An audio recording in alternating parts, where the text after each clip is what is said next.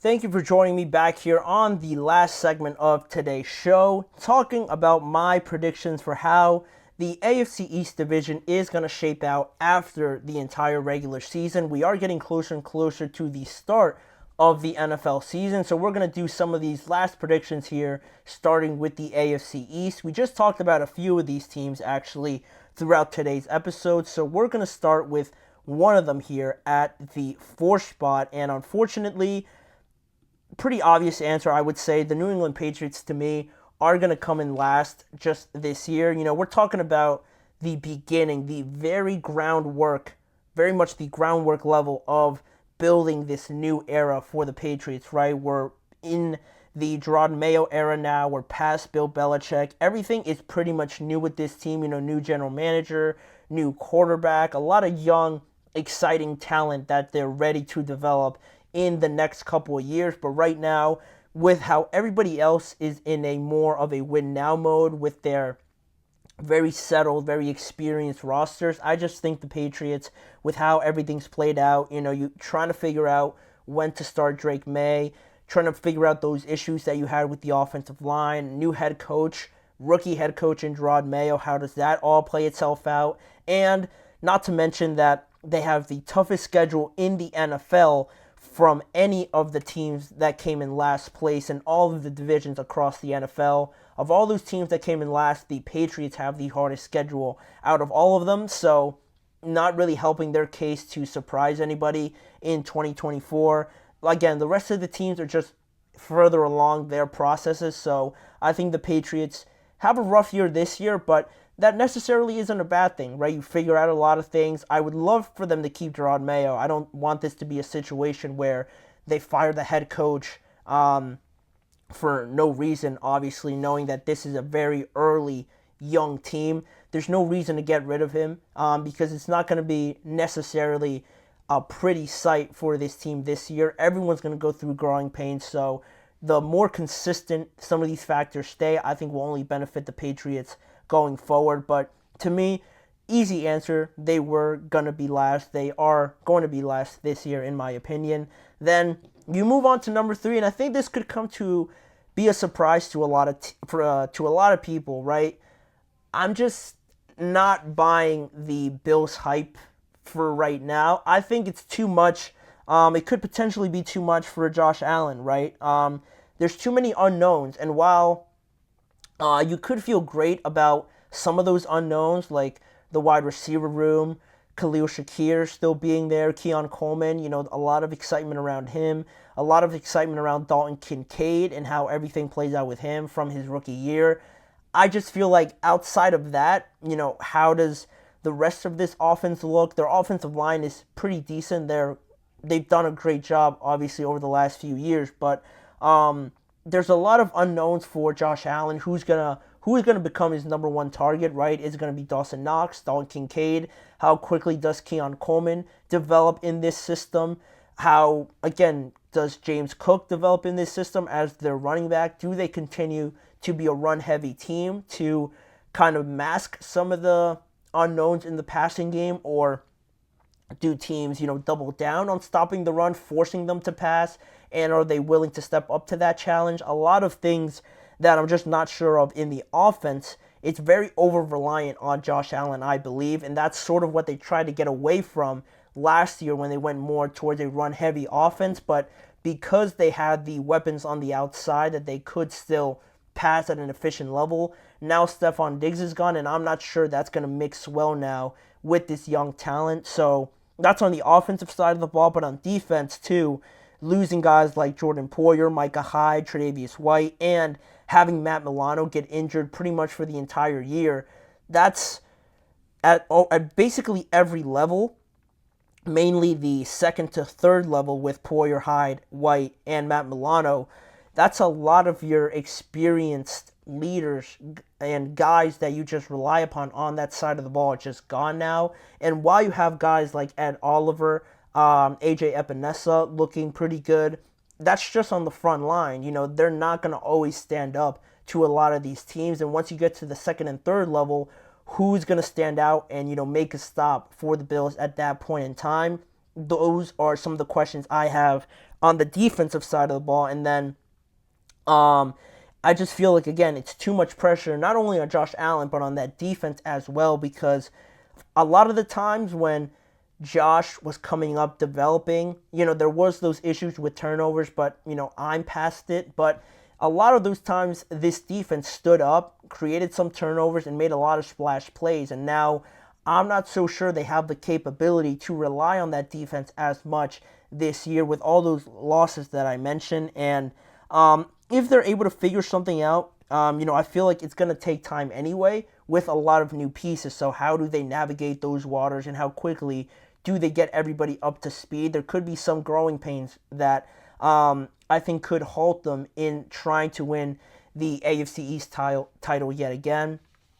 So that's why I kind of had them treading water at number 3. I feel like they're going to be good games here or there, bad games here or there. They're just going to be up and down all year, pretty much, is how I'm feeling about the Bills.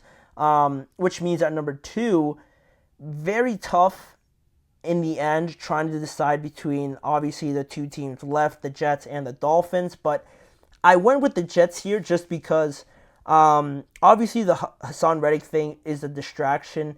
And I just finished talking about how big of an impact he can have on the Jets if they just got out of their own way, essentially, with that last step. But you look at this team, the uneasiness, I think I would say, with Aaron Rodgers.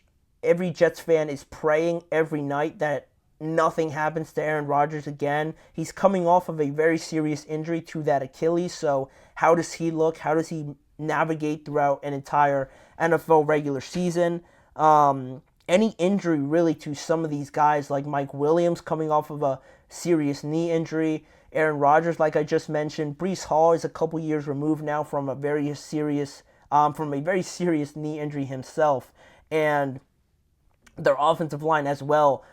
Tyron Smith, known for not being the healthiest guy in his latter years in the NFL. You have Morgan Moses as well, dealing with some injuries over the last few years.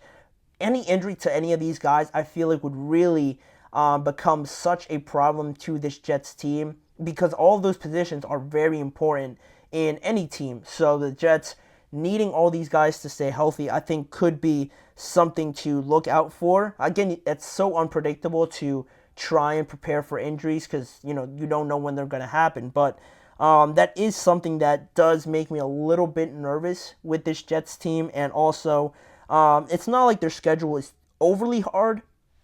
They have the 12th toughest schedule in the NFL. What's something interesting is that their bye week doesn't come until week 12. So that's a lot of repetitive games leading up until pretty much the other side, the other half of the NFL regular season. So again, going back to that health point, how healthy can they be until they get to that bye week? Are they going to get there and be, super relieved that it finally came because they are overwhelmed with the injuries that they have? Potentially, hopefully not. Or are they going to get there relatively healthy, recharge to all those players, and really attack the second half of the year with full intent, fully healthy as you can be? And that usually makes the difference when we're talking about week 12 to week 17 or week 18, who shows up the healthiest and who is in the greatest form at that point in time. Those usually make the biggest difference at that point of the year. So that's really what kind of worries me with the Jets. They have a great team, obviously. That's why it was such a hard decision. But that unpredictable aspect with injuries and how catastrophic it could be to the Jets, I couldn't put them at number 1 for that reason, which means that the Dolphins are obviously taking up that number 1 spot. They should have won the division last year. They were good enough to win it last year, but they choked away those 2 games to the Buffalo Bills. And the record against winning teams is a concern. They've lost their last 6 straight games against winning teams last year. Any team with a winning record, the Dolphins have just failed to beat them, and that's a pretty big concern. I'm not going to lie. That's something noteworthy to take into account, but I just feel like they do have one of the easiest schedules and the least difficult schedule in this entire division. So for the amount of talent that they have, the offensive firepower that can compete with anybody in the NFL, having one of the easiest schedules, I think, will benefit them greatly. But again, it'll go back to that question of can they beat the good teams when it matters? And I don't know exactly how many of those great teams that they will face this year, but they're going to benefit overall from having an easy schedule with Tyreek, Jalen Waddle, Devon Achane, Raheem Mostert, Odell Beckham Jr. once he becomes healthy, Tua being in a prove-it year, trying to validate that contract that he has. They have all the weapons, and I think that this offense is as good as any, definitely in this division, as good as any team in this division, as good as any offense in this division, arguably the best offense in terms of explosiveness and just can change the momentum of a game in any point in time. When you have guys like Waddle and Tyreek, that's the kind of level that we're talking about. And also, defenses, their defense does have some guys too. You know, you look at Javon Holland, Jalen Ramsey, Bradley Chubb, Jalen Phillips. Those guys did make a big impact last year, and I think just having another year under their belt together will be something to look forward to with this defense, having that continuity there. And Mike McDaniel, rightly so, getting a contract extension. I think he's definitely shown enough to be considered one of the best coaches in this division. No, well, actually, probably the best coach in this division, I would say. Sean McDermott's probably the other one, but Mike McDaniel, I think, has definitely proven a lot in just the 2 years with the Dolphins, and I think it says a lot. They did right by giving him that contract extension, and a lot of the times when you have a coach of that level, it tends to make the difference, and I think this year, everybody is facing this year with a lot more urgency, trying to win that division after just collapsing last year. I think they're facing this year with a lot more of a different mentality that will benefit them, and I think they're going to win it this year. I think they came close last year. They have enough to do it, and I think this year is going to be their year to give them as much of an advantage in the playoffs, right, to finally win a playoff game. But that's it. That's the predictions of the AFC East. Let me know if you guys agree, disagree with a lot of the points that I made, and if you guys have a different opinion, let me know in the comments section as well. But that'll wrap it up for today's show. Thank you guys for tuning in to this episode of the GSMC Chip Shot Football Podcast. Please remember to like, follow, and subscribe to the show, as well as following the network on all forms of social media. And to catch more of this show and more content around the NFL, check out both YouTube channels, the GSMC Podcast Network channel and the GSMC Sports Network channel too. Catch a lot more content around the NFL in a variety of different ways. And to catch more of these live episodes, tune in every weekday at 6:30 p.m. Eastern Time to discuss more topics around this league with me, Manny Maradiegue, as your host. Thanking you once again, and I look forward to seeing you guys back here again tomorrow, just one day away from the start of the NFL regular season.